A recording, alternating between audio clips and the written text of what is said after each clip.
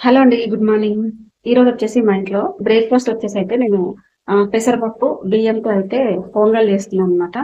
చపాతీ చేద్దాం అనుకుంటే టైం లేదు. అందుకే ఇంకా చాలా తొందరగా రెడీ అవుతది. టేస్ట్ కూడా చాలా బాగుంటది. ఒక గ్లాస్ అండ్ హాఫ్ పెసరపప్పు తీసుకున్నాననమాట. అంటే దీంతోని ఒక చిన్న ఈ గ్లాస్‌తో గ్లాస్ అండ్ హాఫ్ పెసరపప్పు తీసుకొని దోరగా అయితే డ్రై రోస్ట్ చేయాలనమాట. డ్రై రోస్ట్ చేయడం వల్ల టేస్ట్ చాలా బాగుంటుంది. పెసరపప్పు అయితే మంచిగా డ్రై రోస్ట్ చేస్తున్నా. ఇది డ్రై రోస్ట్ చేసుకుంటేనే మంచి స్మెల్ అయితే వస్తుందన్నమాట. మరీ బాగా కూడా ఏంపకూడదు. జస్ట్ లైట్ గా ఏంపితేనే టేస్ట్ ఫ్లేవర్ చాలా బాగుంటుంది. ఇంకా ఇది ఆఫ్ చేసేయడమే. స్టవ్ అయితే ఆఫ్ చేశాను. స్టవ్ ఆఫ్ చేసిన తర్వాత ఒక గ్లాస్ అండ్ హాఫ్ పెసరపప్పుకి 2 గ్లాసుల రైస్ అయితే తీసుకుంటాను అనమాట. ఈ పెసరపప్పు రైస్ అయితే శుభ్రంగా ఒక 3 టైమ్స్ అయితే కడిగేశాను. తర్వాత ఇంకా ఒక 8 గ్లాసుల వాటర్ అయితే పోస్తున్నాను అనమాట ఎసరు కోసం. అంటే ఇది ఒక కొలత అంటూ ఏం లేదు, మనకు తెలుస్తుంది. ఒక 4 గ్లాసులు పప్పు బియ్యం కలిస్తే 8 గ్లాసుల వరకు, లేదంటే 3 గ్లాసులు 2 గ్లాసుల రైస్, 1 గ్లాసు పెసరపప్పు అయినా కూడా ఒక 8 గ్లాసుల వరకు వాటర్ అయితే పోస్తున్నాను. మొత్తానికైతే మెత్తగా మంచిగా ఉడకాలి కాబట్టి కొంచెం ఎక్కువైనా పర్వాలేదు. నేనైతే ఇక్కడ ఒక 8 గ్లాసుల వాటర్ అయితే పోస్తున్నాను అనమాట. నేను ఎప్పుడూ చేయలేదు, ఇప్పుడే చేస్తున్నాను ఇంట్లో. సమయానికి కానీ దోశ బ్యాటర్ కానీ ఏమీ లేదు. ఇంకా తొందరగా రెడీ అయ్యేది ఇదే కాబట్టి చేస్తున్నాను. ఇక్కడైతే 8 గ్లాసుల వాటర్ పోసిన తర్వాత తగినంత సాల్ట్ వేస్తున్నాను. తర్వాత ఇంకా ఇందులో మిరియాలు వేయడం వల్ల టేస్ట్ ఫ్లేవర్ చాలా బాగుంటుంది.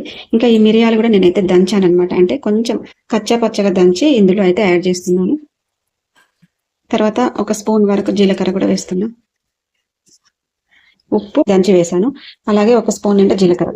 ఇంకా మూత పెట్టేసి మంచి ఒక 3 లేదంటే 4 విజిల్స్ వచ్చే వరకు ఉడికించుకోవాలి. కుక్కర్ అయితే పొయ్యి మీద పెట్టేశాను. 3 విజిల్స్ వచ్చే వరకు అయితే ఉడికించుకోవాలి.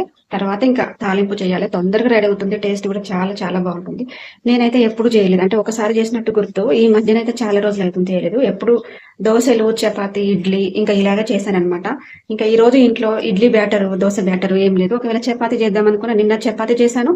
అలాగే ఇప్పుడు టైం కూడా లేదు. ఇదైతే తొందరగా రెడీ అవుతుంది. టేస్ట్ బాగుంటుంది కాబట్టి ఇంకా ఇప్పటికిప్పటికి ఆలోచించి కట్టె పొంగల్ లేదంటే పొంగల్ అంటారు కదా, ఇంకా ఇదైతే చేస్తున్నాను అనమాట.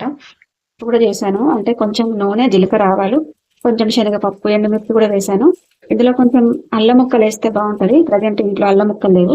ఇంకా ఇలా ఈ తాలింపు అయితే చల్లారిన తర్వాత ఇంకా ఇందులో అయితే వేయాలి. ఇది వేడిగా ఉంది కాబట్టి నేనైతే ఇంకా తర్వాత వేస్తాను.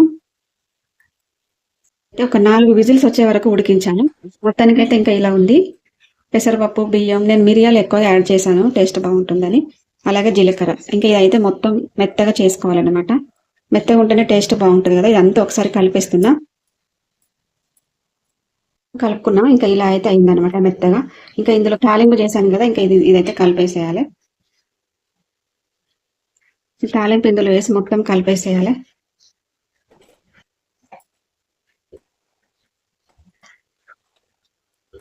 మొత్తం కలిపిన తర్వాత ఇందులో లాస్ట్లో అయితే నెయ్యి కూడా వేసుకోవాలి. నెయ్యి వేసుకోవడం వల్ల టేస్ట్ చాలా, కొంచెం ఎక్కువైనా నెయ్యి యాడ్ చేసి ఇంకా మొత్తం కలిపేసుకోవాలి. నెయ్యి వేయడం వల్ల మస్తు టేస్ట్ ఉంటుంది. ఇంకా రెడీ అయినట్టే పొంగల్ అయితే. ఇంకా ఇది ఇందులో పల్లి చట్నీ వేసుకొని తింటే చాలా బాగుంటుంది. ఇంకా ఏదైనా సాంబార్ అయినా, పప్పుచారైనా, సాంబార్ అయినా, పల్లి చట్నీ అయినా ఏదైనా వేసుకొని తినవచ్చు.